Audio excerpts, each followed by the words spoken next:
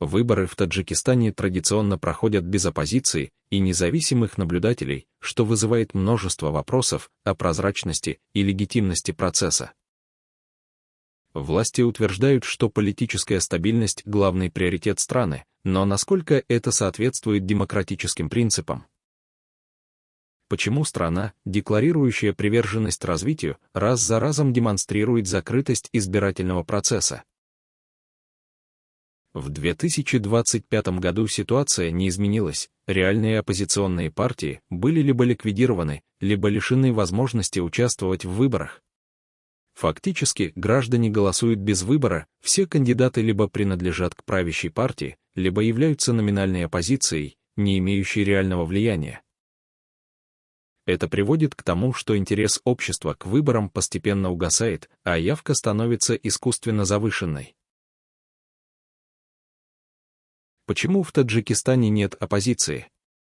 Оппозиция в стране была последовательно уничтожена за последние десятилетия. Открыто критикующие власть политики либо вынуждены покинуть страну, либо сталкиваются с уголовными преследованиями. Партии, которые могли бы представлять альтернативную точку зрения, были объявлены экстремистскими и запрещены. Оставшиеся на политической арене движения либо полностью контролируются властью, либо не имеют доступа к государственным СМИ и ресурсам. Такой политический ландшафт позволяет властям сохранять полный контроль над избирательным процессом. Отсутствие оппозиции устраняет саму возможность политической конкуренции. Люди голосуют, но за кого? Их выбор ограничен кандидатами, которые в любом случае представляют интересы одной системы. А независимые журналисты, которые могли бы освещать ситуацию, сталкиваются с цензурой, давлением или преследованием.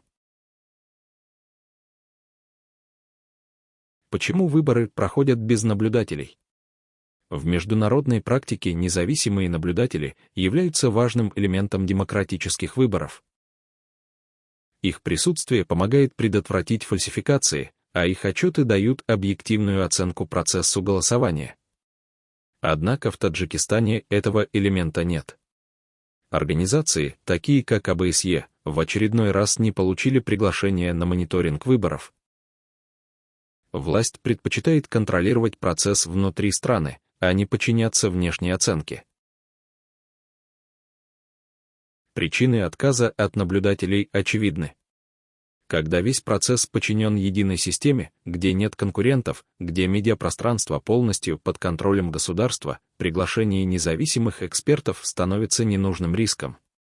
Возможно, именно поэтому таджикские власти считают, что проще не допускать внешних наблюдателей, чем потом пытаться объяснить выявленные нарушения.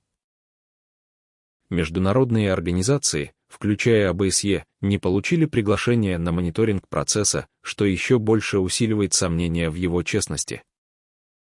Закрытые выборы без внешнего контроля создают почву для фальсификаций, а отсутствие альтернативных голосов лишь укрепляет власть существующего режима. Государственные СМИ освещают выборы в строго положительном ключе, формируя иллюзию массовой поддержки власти.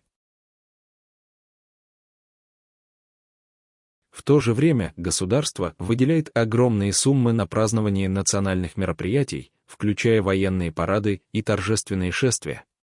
В этом году на проведение парада было потрачено около $5 миллионов, сумма, которая могла бы пойти на развитие социальной инфраструктуры или поддержку малоимущих слоев населения.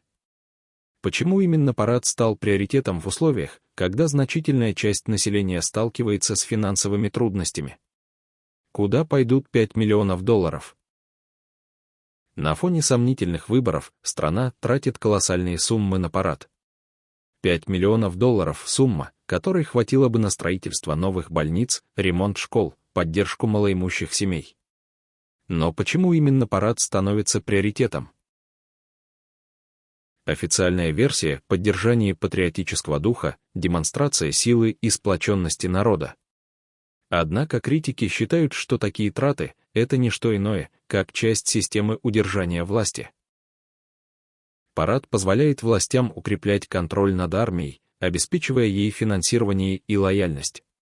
Кроме того, крупные мероприятия, это возможность для чиновников заработать на государственных закупках, ведь нередко такие проекты сопровождаются завышением цен, откатами и непрозрачным распределением бюджета.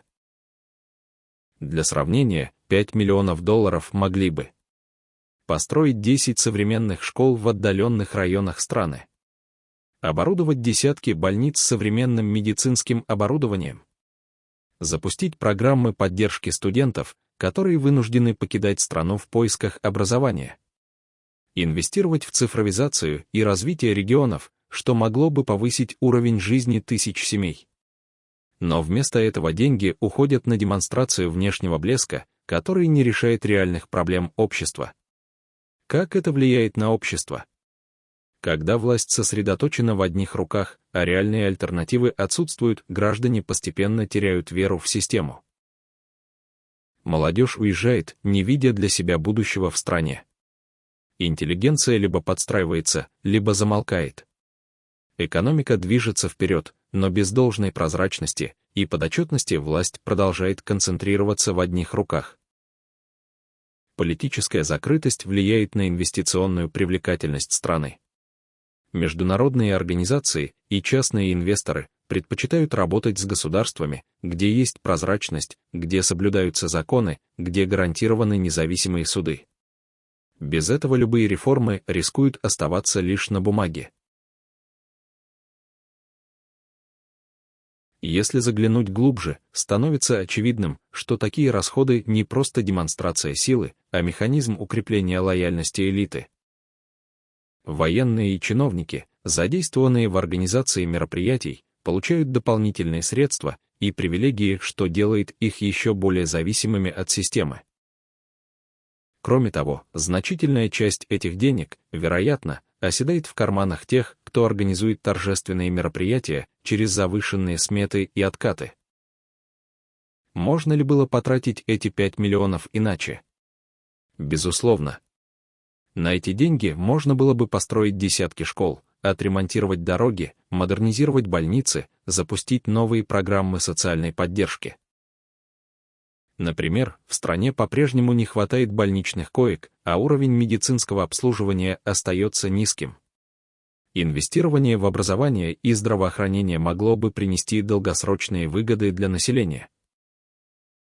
Вместо этого деньги уходят на разовые мероприятия, не приносящие реальной пользы простым гражданам. Вопрос остается открытым.